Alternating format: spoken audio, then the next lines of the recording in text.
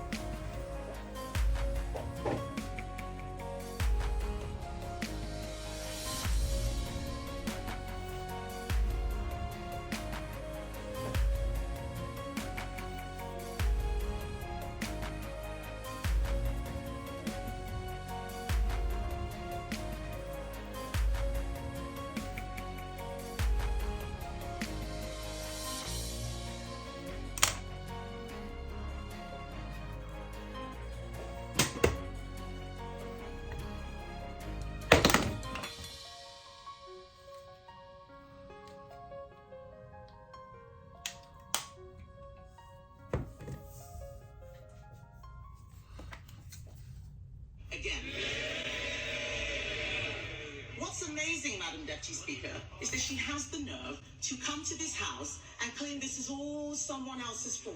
A laundry list of excuses. Yeah. Yes. Madam Deputy Speaker, they blame the Conservatives as if we've been sneaking into the Treasury under the cover of darkness to give pay rises to the unions. She inherited an economy with inflation at 2% and record high employment. She has tanked it in just over a year. Endless excuses. She blames Brexit. She blames Donald Trump. She needs to blame herself. And I've got some news for her. The Chancellor didn't seem to understand what the OBR was saying. Inflation is up, not down, and that inflation was stoked by her tax and spend decisions. The economic fiscal outlook says that they expect inflation to stay higher for longer. Everybody else has read it. She still hasn't read the OBR analysis. She blames higher than expected borrowing costs. Where does she think they came from? Those borrowing costs are driven by her lack of grip. Right, we will leave the House of Commons now. There'll be plenty of opportunity to catch up on the full response from Kemi Badenoch a little later, but I'm keen to dig down into the detail that affects your life, whether it's your business life, your family life, your saving life, whatever it is. We're going to dig into all of it over the next couple of hours. Natasha Clark's still with me, LBC's political editor, and Andrew Marr is here as well, presenter of Tonight with Andrew Marr on LBC. Clearly, any budget is political in nature as well as economic in nature, but this perhaps more so than many we've seen for a long while. We'll hear from Andrew in just a second. But Natasha, why don't you trot us through some of the highlights / lowlights of what she's just announced? And like we were just saying, Sheila, obviously this is such a well-trailed budget. There's so little of it that's actually new today. But some of the things that we've got confirmed: an income tax threshold freeze for another couple of years.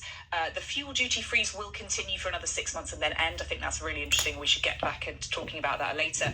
The removal of the two-child benefit limit, as you say, is going to have a real impact on families. That extra charge on big homes, the so-called mansion tax for 2 million people, extra money for the NHS, schools, the minimum wage hike, the ISA cash limit reduced, and the salary sacrifice pension scheme. We should also talk about that. Extra energy bills help. Clearly, I think the Chancellor wanted to make that her rabbit out of the hat. £150 off the average energy bill, she says. Will that make a difference? So lots of things in there to really dig into. But most of it we did already know, Sheila. But there were some things like the help for minors with their pensions and the blood scandal money, that it won't be taxed. It won't be subject to inheritance tax, however it's received. I mean, these are more niche sort of issues. Yeah, in terms of the top line stuff, exactly. There was a lot that we already knew was coming.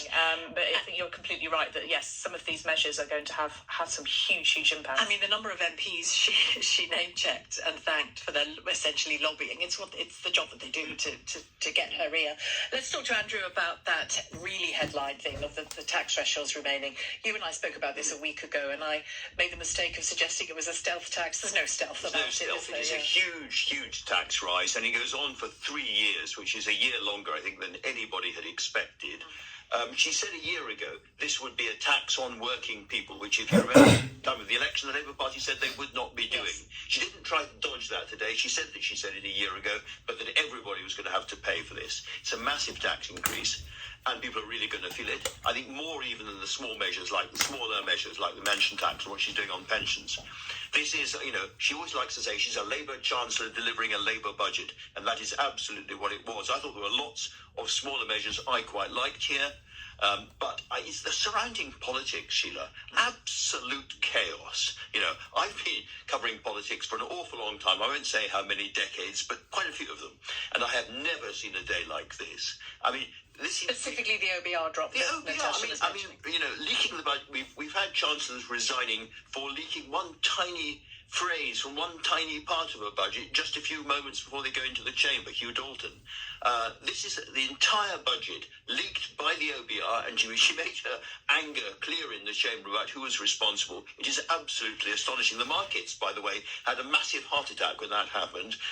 The bond markets were flying all over the place. They have now settled down, and the market reaction seems, relatively speaking, quite calm, even positive. Well, with that almost 22 billion headroom, you and I were talking about it an hour or so ago. Yeah. I'm sure they like that very much.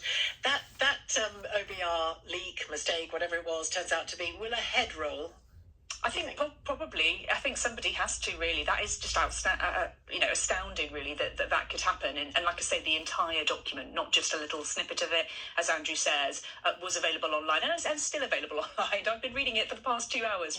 People were in the chamber, weren't they? We will have a big resignation, I bet, so. by the end of play today. From the OBR. I think someone at the OBR has to take responsibility for that. But yes, you're completely right. That taking a step back, the politics of this budget, tax rises. This is a tax bonanza of the likes that we have never really seen. Even the Office for Budget Responsibility say this is the third largest increase in tax for the OBR on record. So since 2010, only 2 other budgets would raise tax by more of a percentage take from One that. of them last year. Exactly. And I think there will be a discussion by the end of the day, Sheila, about really, obviously, Rachel Reeves not breaking the actual letter of that manifesto in terms of those increase in income tax, VAT, national insurance, but is she breaking the spirit of the manifesto? Is she breaking what she said she wasn't going to do, what Keir Starmer repeatedly said he wasn't going to do, raise taxes on working people? And was that promise worth making that or not?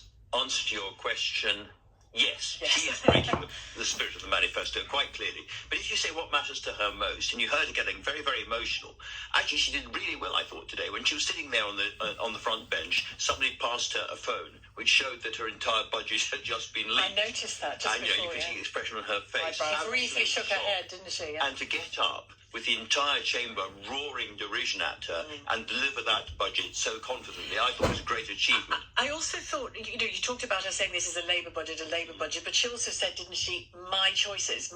She took full responsibility for this because she knows the knives are out. They really are out for her and for Keir Starmer. But around the whole child poverty part of the budget, I thought you really heard her own emotion coming through. Asking herself, no doubt after some very, very hard days in the mirror, what am I doing this for? Why am I in politics? And I thought you could tell from the chamber she's in politics for issues around child poverty and the poorest of the poor. That's what she thinks being Chancellor is really about. It's really interesting because that I noticed that too. And Natasha, just speak to us for a minute on, and we will get into the detail of how this affects people's money. Obviously, that's a massive part of what we're going to talk about for the next 2 hours. But the politics of this is the emotion that we saw there when she talked about child poverty, when she talked about her school, and the sort of the commitment she wanted to give to children living in poverty in particular. The emotion and the feeling around politics, it matters, doesn't it? How you make people feel in politics is really important. Yeah, and if you looked at MPs on the backbenches and what they were delighted to hear from the Chancellor in the budget, the only real measure that got them all waving their little papers was the lifting of the 2-child benefit cap. We have heard time and time again on LBC from MPs who have absolutely demanded it above nothing else. And Rachel Reeves's budget today was obviously not just about those Labour MPs. It's about Labour MPs, it's about the public, it's about so many different types of groups. But for Labour MPs, this was a really, really important part of her message to them, because there needs to be something to quieten that chatter in the Labour Party about her position and the Prime Minister's position. However, you heard that just from Kemi Badenoch. The opposition aren't going to seize on this. You heard her talk about this as a giveaway for Benefit Street. And actually looking at some of the detail in the OBR, it is a huge cash bung for some people who are on benefits, are an average of £5,000 a year, given to around 500,000 people who are on benefits. And there are some people out there who will say, that's not fair. Well, we should remind ourselves that although the lifting a 2-child benefit cap is very popular in the Labour Party, it is not popular out in the country. There is a majority against this because people think, why should I be paying for, quotes, feckless quotes, people who have more children than I would have? So it's not, it's not necessarily a consensual or particularly popular policy. But she was boxed in, wasn't she, by her own backbenchers, by the polls, and by Gordon Brown. by Gordon Brown, and has he been? Yeah, and by we mentioned the financial markets. Yeah. They were the 3 sort of people she had to please. And if you look at that sort of trilemma, as it were, then she's done pretty okay so far. It's very early days, of course. The markets are still digesting this. They're going through the detail, and they'll be asking themselves, above all, is this a Chancellor or not who has control over public spending, control over welfare payments. At the moment, as I say, they seem pretty calm. I was interested, I mentioned it to you earlier, Natasha, I was keen to keep an eye on what she did on ISAs, and she did what we thought she would do, but less harshly, I think it's fair to say, because people over 65 still keep their allowance, but she's trying to encourage younger people in particular to invest and save differently, isn't she? Yes, and actually that does make me cross. Actually, I was speaking to a friend about this earlier this week in terms of the messaging that the government have got around pensions. They've been telling us, they're telling my generation anyway, you can't guarantee that you're going to have a state pension basically forever. We know that there are different difficulties around that. You've got to start investing in your own. This is going to make that harder, and we are all going to be paying more tax on the amount of money that we put into our pensions. Well, she did say at the beginning, didn't she?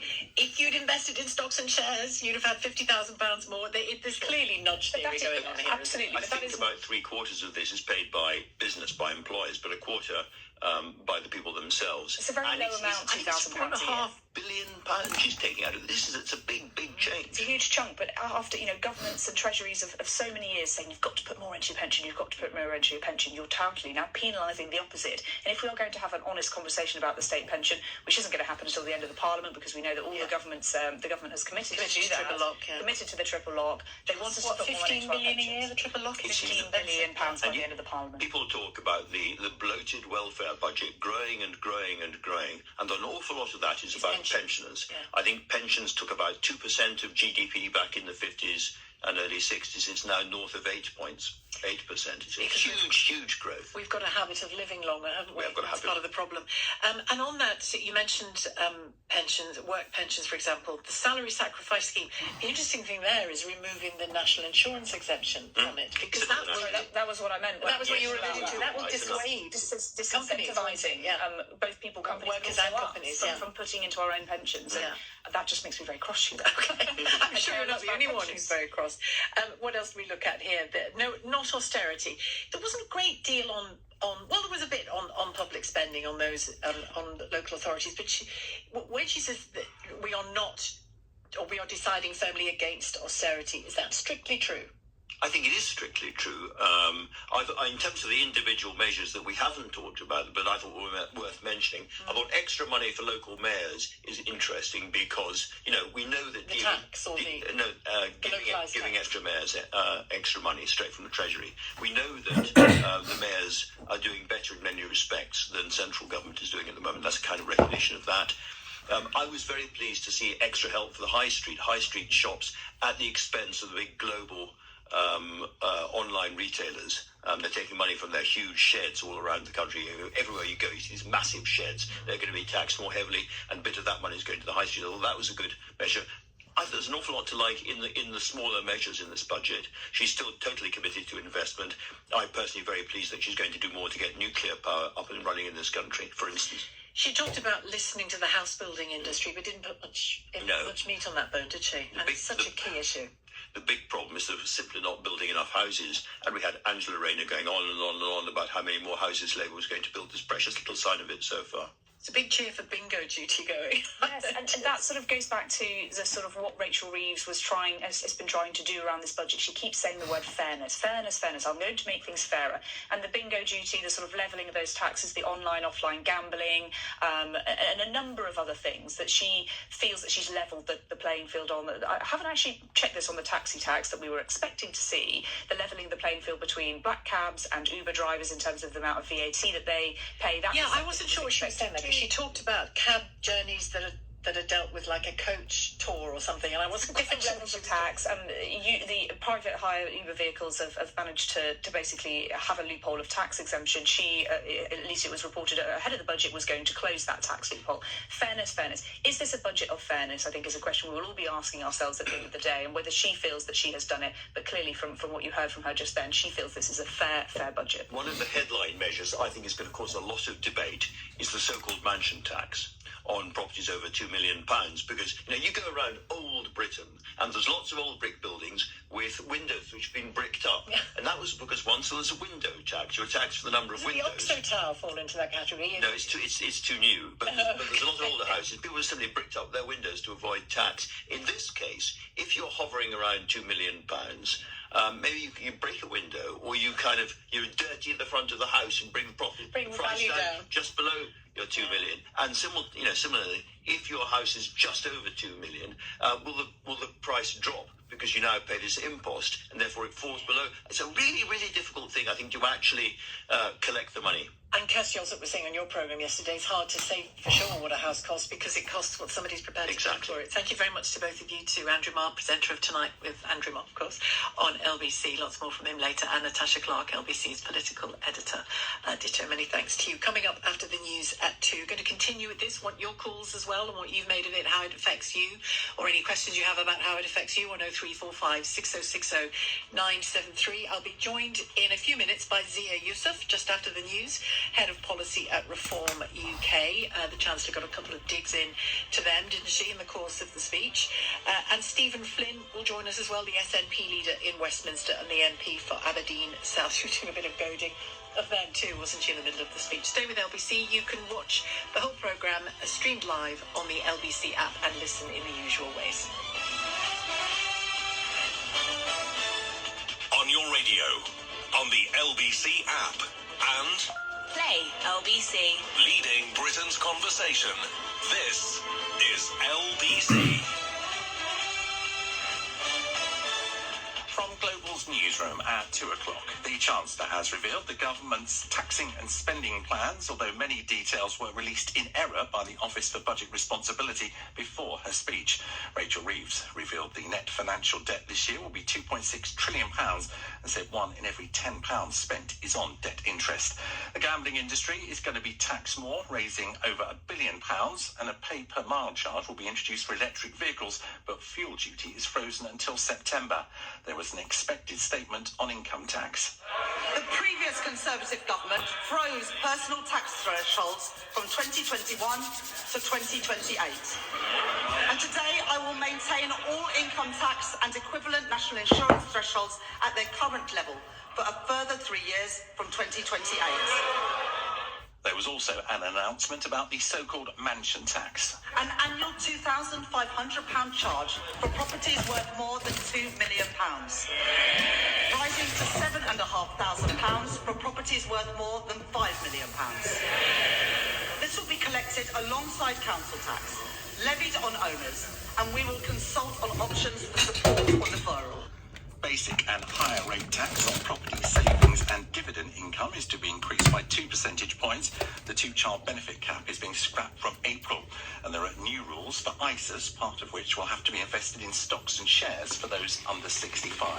The Chancellor also announced new money for infrastructure projects, including a new lower Thames crossing between Kent and Essex. Bob Johnson, a former director of the Institute for Fiscal Studies, told LBC the Chancellor has raised taxes for 2 reasons. One is to significantly increase spending, particularly increase spending on welfare, as we've seen, and secondly, to increase the so-called headroom that she's got so that she can avoid all of the speculation next year. Several people have been arrested after farmers drove tractors into central London for a budget-led protest, despite the restrictions.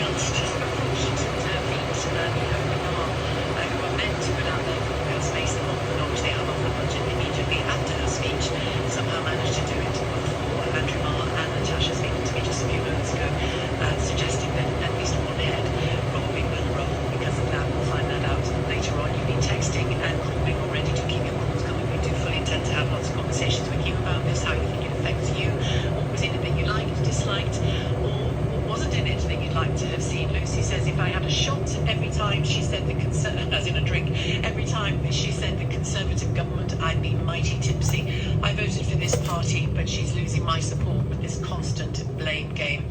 We're sick of it.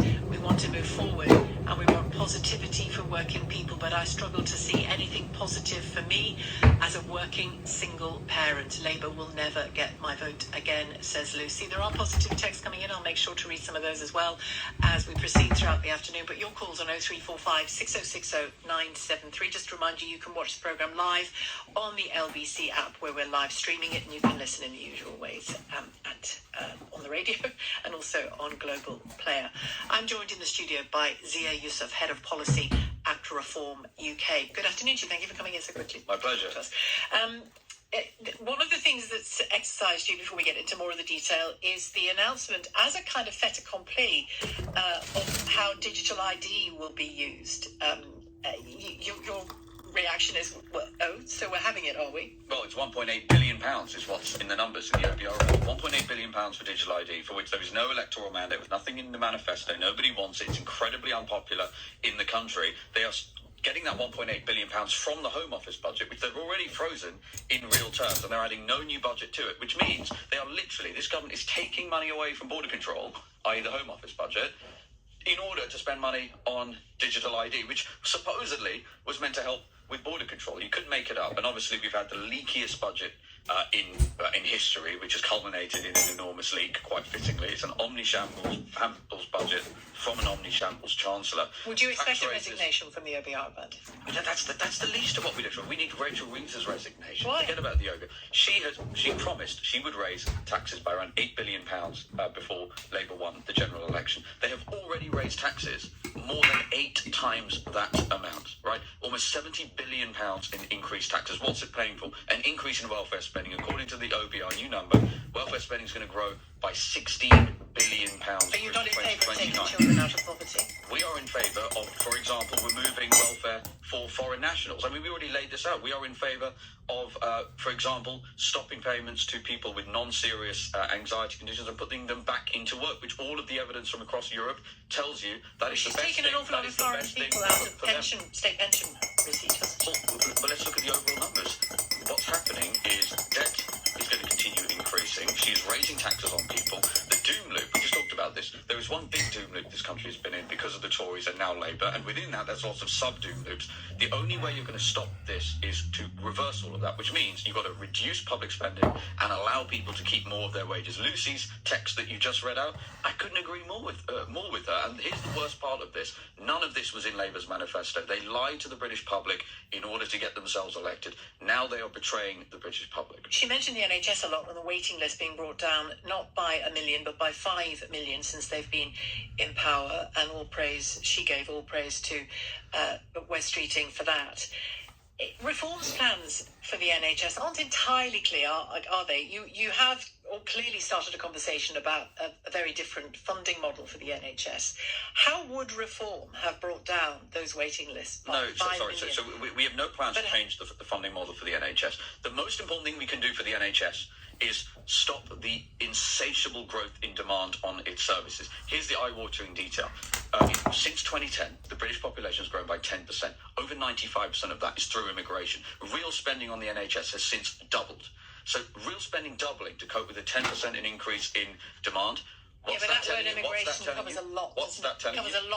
That covers lots of types of immigration, including very good, productive working immigrants. That is the minority. The minority of those people have come in on work visas. That's the reality of it. So we need to reduce the demand on the NHS, and the only way we will do that is with a serious border control policy and deporting people who are here illegally. So your focus after that speech, which was so heavy on on economics because it's a budget, is to focus almost largely on border control issues. But you asked me about the NHS and the most powerful thing we could do to resolve the strain on the NHS. We laid out, remember, just last week, we laid out £25 billion in savings. No, the biggest strain, I need to throw a fact in here for you. The biggest strain on the NHS is the growing elderly population in this country and the fact that we live a lot longer, wherever you're from. That's the biggest strain on the NHS. Let me bring in... I disagree with that Well, statement. you might disagree. Well, talk to the King's Fund if you disagree. The real spending on the NHS has doubled, and the population has only grown by 10%. We'll talk to the King's Fund about that, because that is a fact. Zia Youssef, Head of Policy Reform UK, stick with us.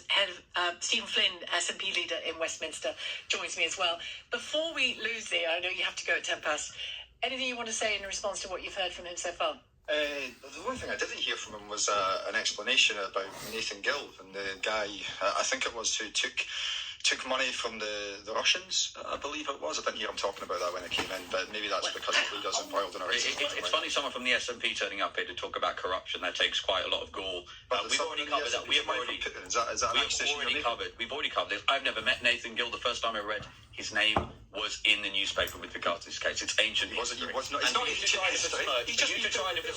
you to try to besmirch the millions of people in this country who support reform and support Nigel shows that you've got no idea. And that is why we have gained on you so much in Scotland, and your incompetent reign in Scotland is going to shortly come to an end. You cannot pretend this hasn't happened. A man who was the leader of the Reform Party in Wales is now in jail. I've already... He was not leader of the Reform Party. He was not leader of the Reform Party. He was the head of Wales for about 43 days when Reform was polling at about 1% many years ago. So he was the head of the Reform Party in Wales. All right, you said head of the Reform Party. It's not the same thing. You said head of the Reform Party, and that's not the same thing. Let me bring this back, if I may, to the content of the budget, which, just before you go, Zia Youssef, still in a related topic.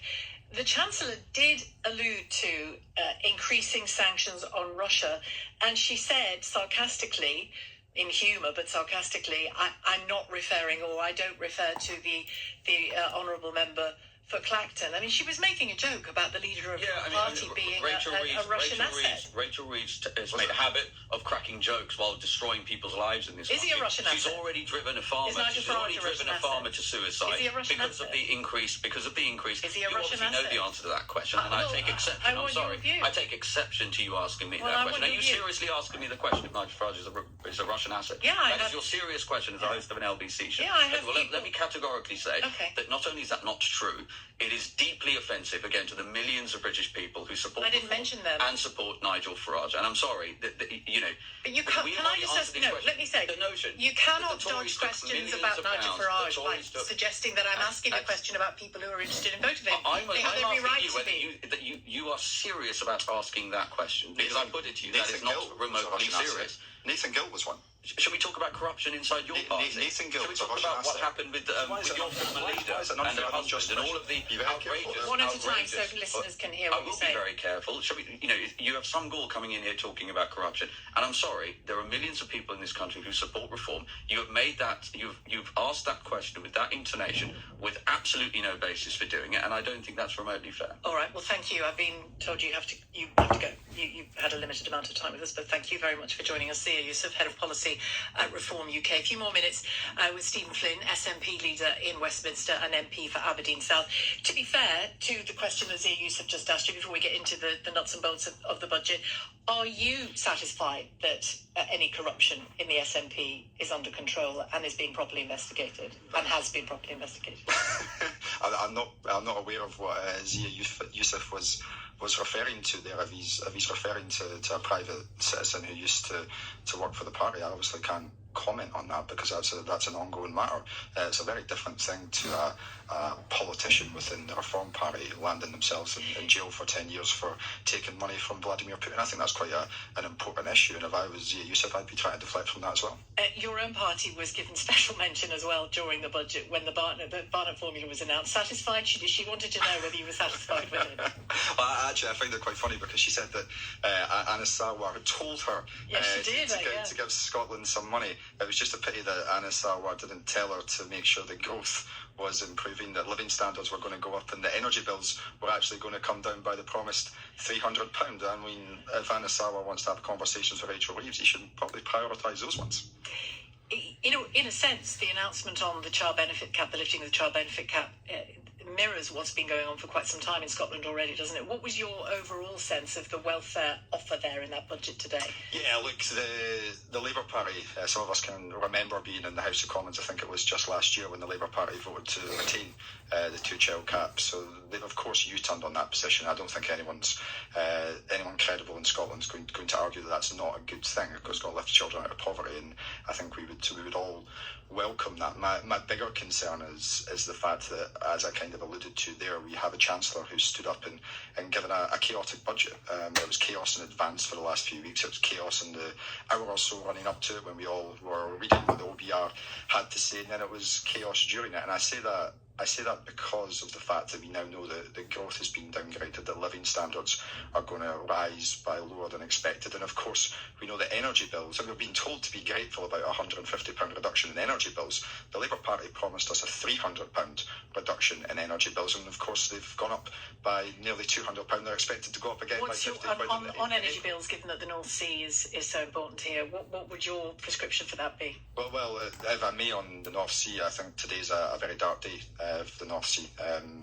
Producers, those in the supply chain, charities, academics, trade unions have all been lobbying the government for months now in relation to the energy profits levy, which they've chosen to retain. It's costing around 1,000 jobs a month within the industry itself. The consequences of that for energy security, for our economy, for the ability to actually deliver on our renewables transition is grave, and the Chancellor chose not to address that today, and I'm deeply concerned about the consequences that's going to have upon my constituents, people I represent, but more importantly upon the economy right across the UK. And more broadly on the economy and on businesses, what have your constituents and in the wider Scotland been saying about what they want from Westminster on this? Yeah, look, the decisions that the Chancellor took last year in relation to national insurance were catastrophic for many businesses and indeed charities. They just simply couldn't afford them. It's one of the reasons why growth has been so anemic, and I would suggest why growth has been downgraded in the years to come.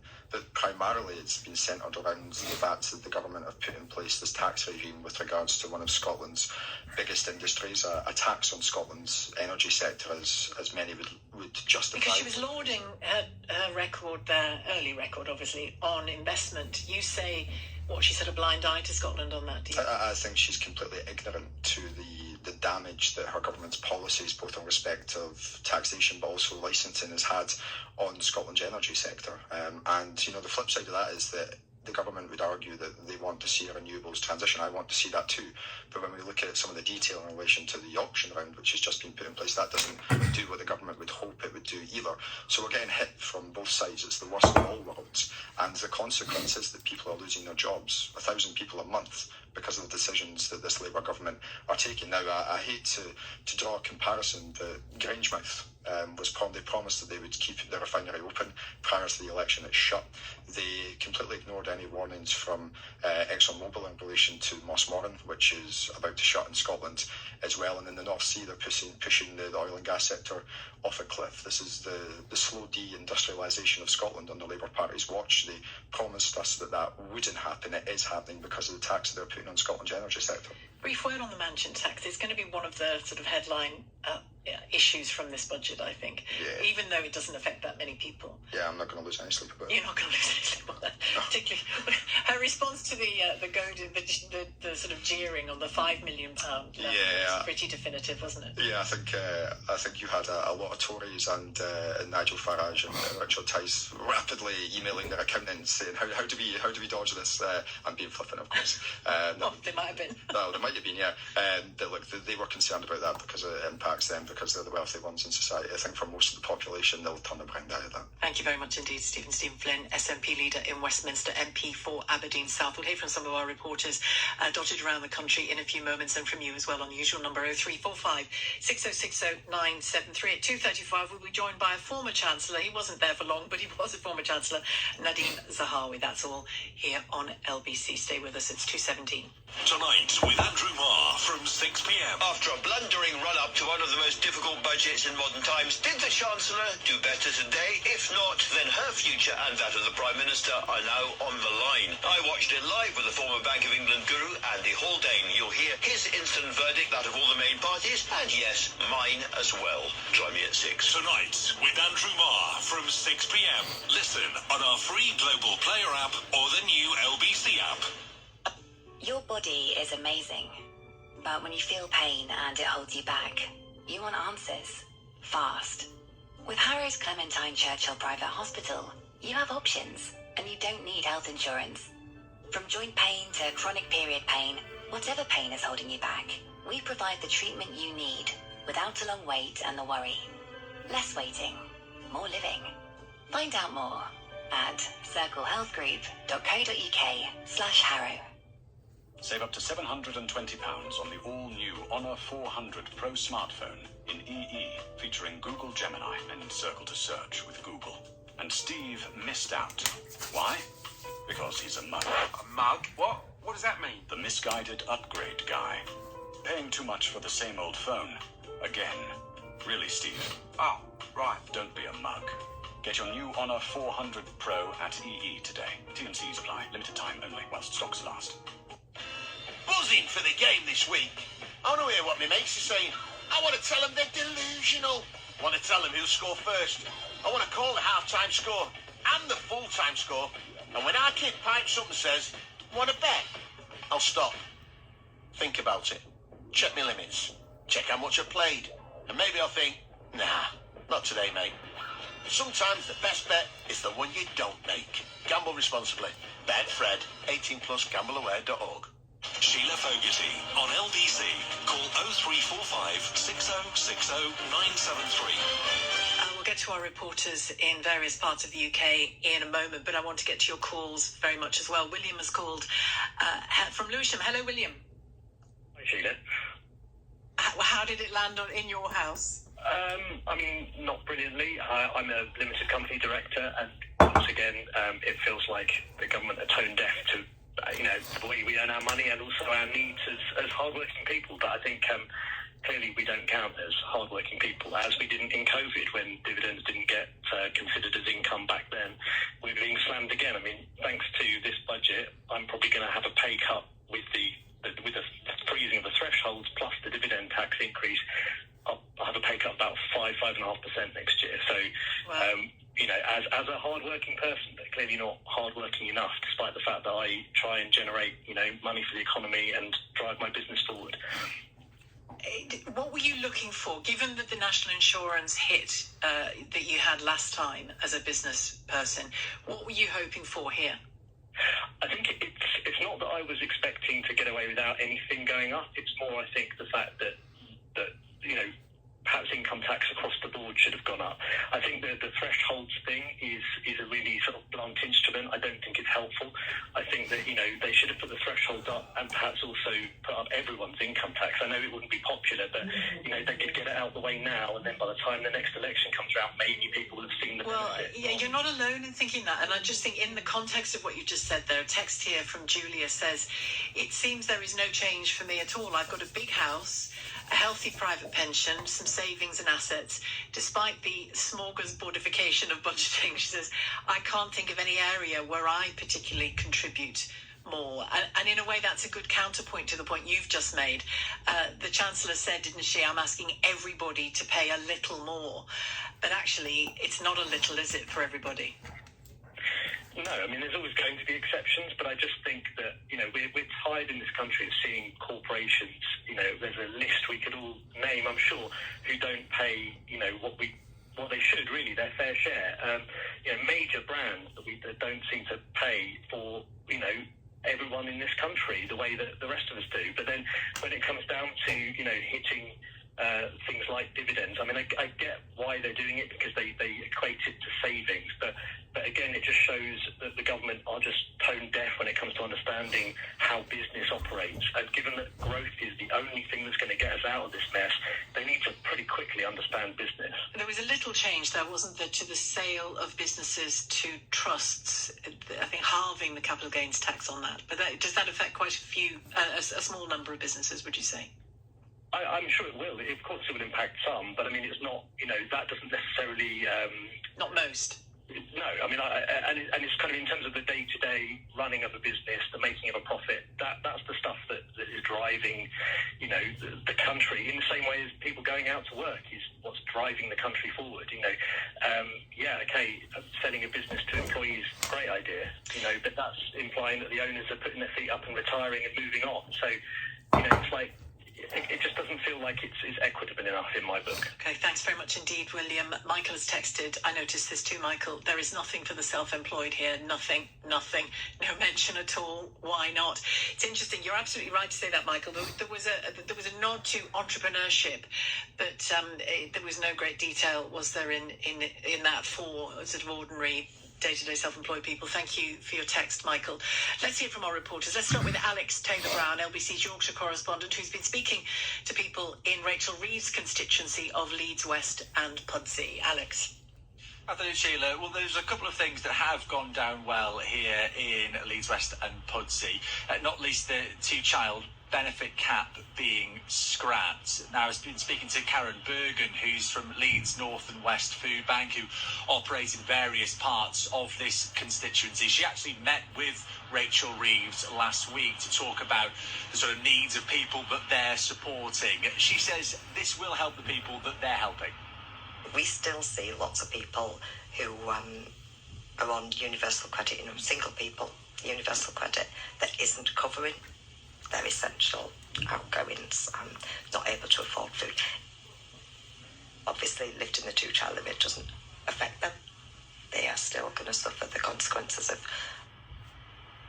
So as we were hearing there from Karen, welcome news that the two-child benefit cap is being put in, but that there could have maybe been more when it comes to things like other benefits like universal credit. And the freeze in national insurance costs for employers also has an impact on things like food banks. They have to pay staff, so the fact that that's being held is also being seen as a positive here. This is a food bank that is having to fork out tens of thousands of pounds per month in the Chancellor's own constituency just to keep things like the shelves stocked so that they can still be this service to people who need support.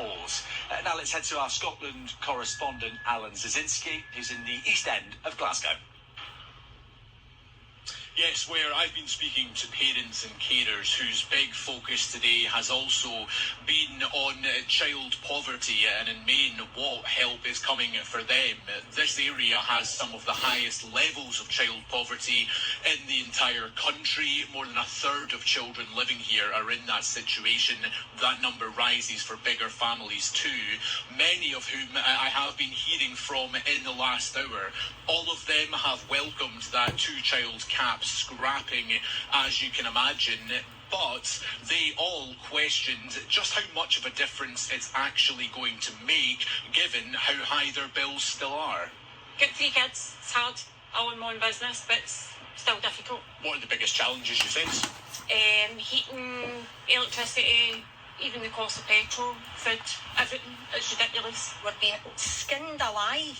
I mean, people can't eat at the moment and heat their house. This is the UK in 2025. I worked in social care for 45 years and I think things are taking a turn backwards. I've just told everybody you need to cut down presents at Christmas. Can't afford it this year. Nothing's getting better, everything's getting worse. People are really struggling and it's awful. Of course, the message from the Chancellor, from Labour MPs will be bear with us and let this take effect, let this help you.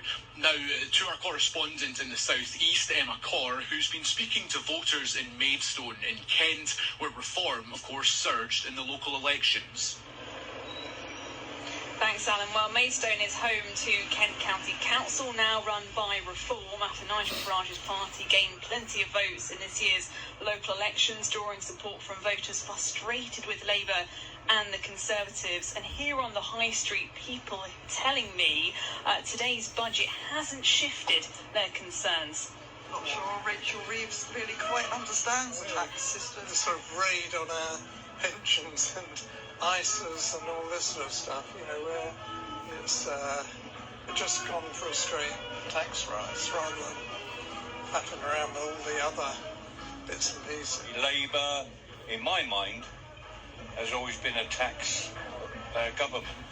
every time they've got in. Fortunately, I think that she targets the wrong sort of people. If you worked hard, you made good money. Now, people say, friends of mine say, it's not worth it. It's not where the money should come from, the people who are paying tax. No way. I really think it's disgusting, to be honest with you, what is happening. Well, the Chancellor says today's measures, including raising taxes in various ways, will stabilise public finances and protect essential services. But phrases I heard time and time again this afternoon were, we've heard it all before. This is a Conservative constituency, and of course, where reforms rise has reshaped local politics. Today's budget finds the public here still hungry for change and not yet convinced that Westminster is delivering it.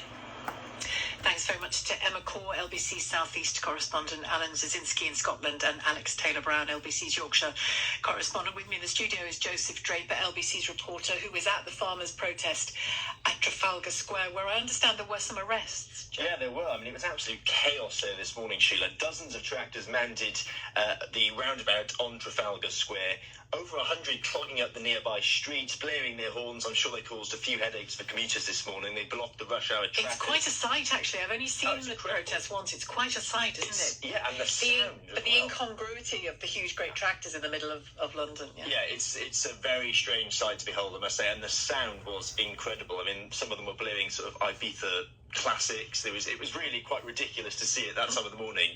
Alivener. Oh, absolutely. And there were signs as well with some pretty choice words for Keir Starmer and the Chancellor, referring, of course, to that inheritance tax as a death tax, saying they can't afford to die. And that was the main source of angst, that scrapping of the inheritance tax exemption for farmers. That was at the last budget. Clearly, they're still very annoyed, very frustrated by that. The government at the time said they had to scrap it because they wanted to close a loophole, a tax avoidance loophole, to make the tax system fairer.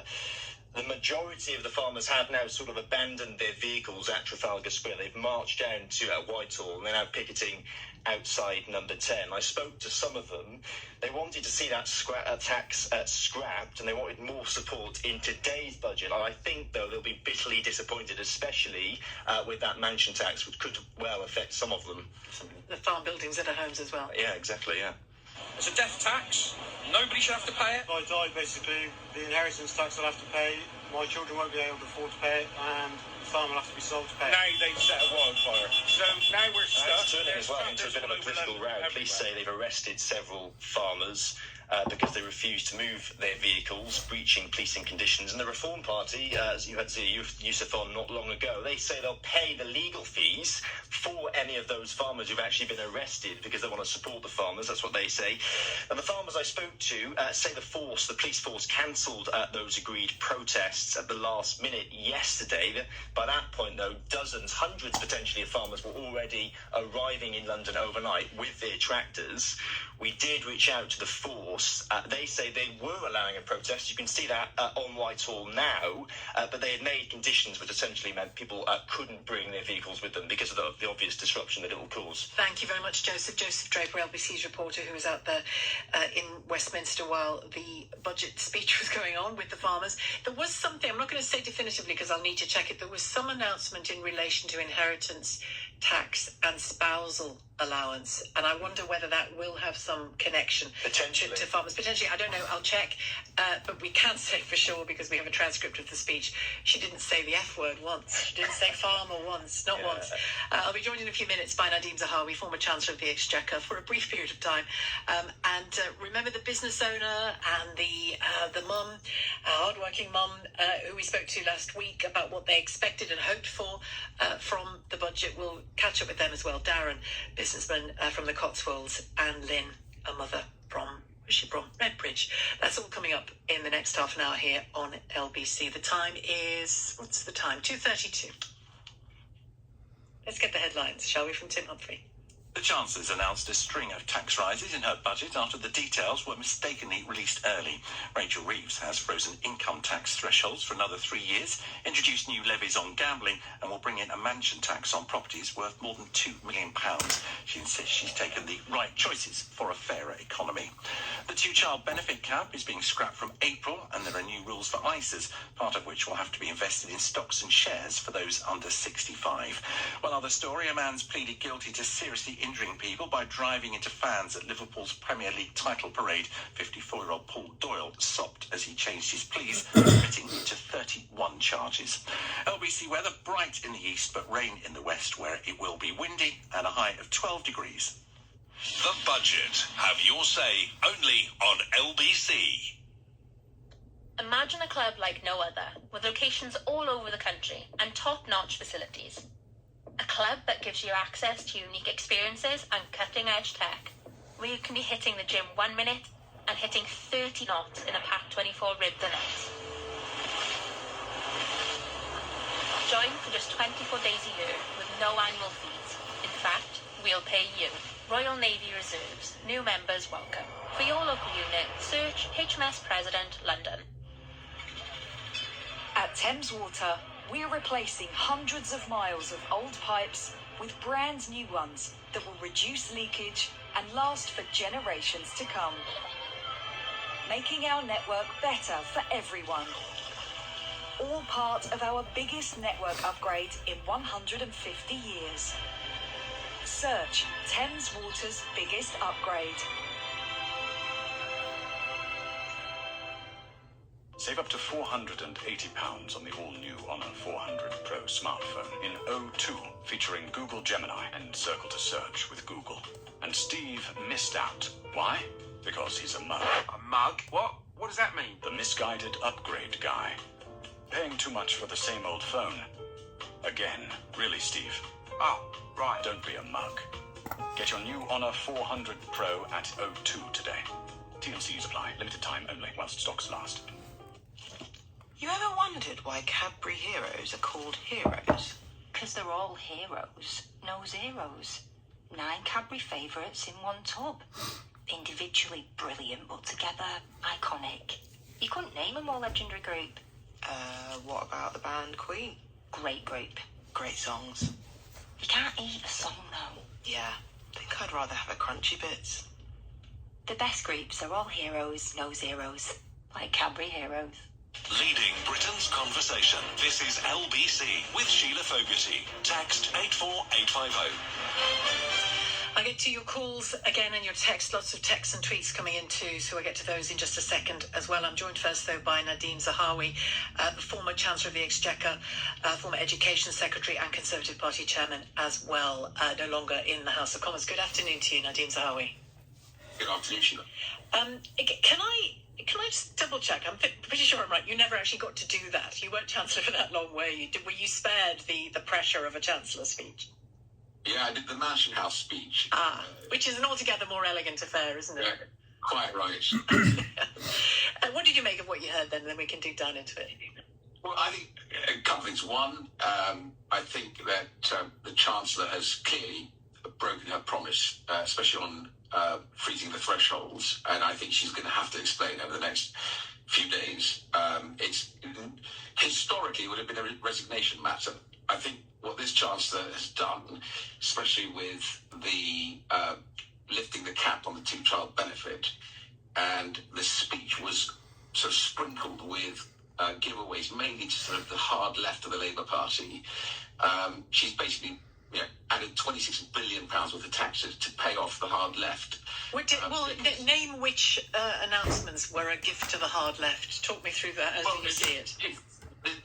If you look at all the polling, and not just YouGov's polling, which is the company I founded, but the two-child benefit cap was something that people saw as fair, and she has lifted that because the left flank is clearly putting pressure on her and Keir. And the worry there is that there'd be a leadership challenge of some sort. But can I come in on that? That's politics. The banks were in and out of number 11 over the last few months, putting their version of pressure on as well to not be taxed more heavily than they already are. It's politics. they already pay higher taxes, the banks. There's a special levy on the banks, as you know, but it just feels to me that there's no real vision for growth for the country. She's attacking wealth creation, she's attacking wealth altogether in the budget, and all the polling suggests people think it's fair that you have a two-child benefit cap, but she's decided against that. What do you do instead, though? Because we know that the families that is helping are the families often, not always, but often in the deepest poverty. The charities and organisations that represent those families and look closely and deeply at the statistics around poverty all say the same. It is the simplest and most efficient way to help those families because we already know who they are.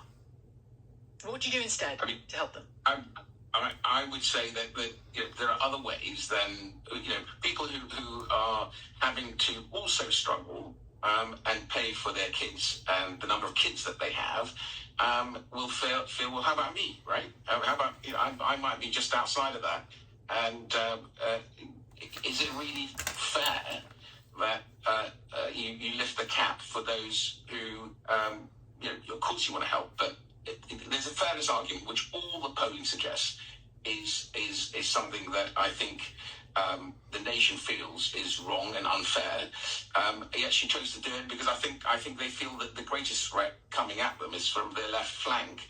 I also think the thresholds she promised, and I think Kemi quoted her what she'd said, which is that she won't freeze the thresholds because it will hurt working people. That is a big But didn't she say I'm just saying what she said in the House of Commons in that speech today. She said, I know I'm asking something of all of you, and she kind of sort of rolled the pitch for that in that unusual early morning speech 2-3 weeks ago, didn't she? She was saying, I'd like to live in the world that I want, but I live in the world as it is, and I might need to do things that I fancy doing.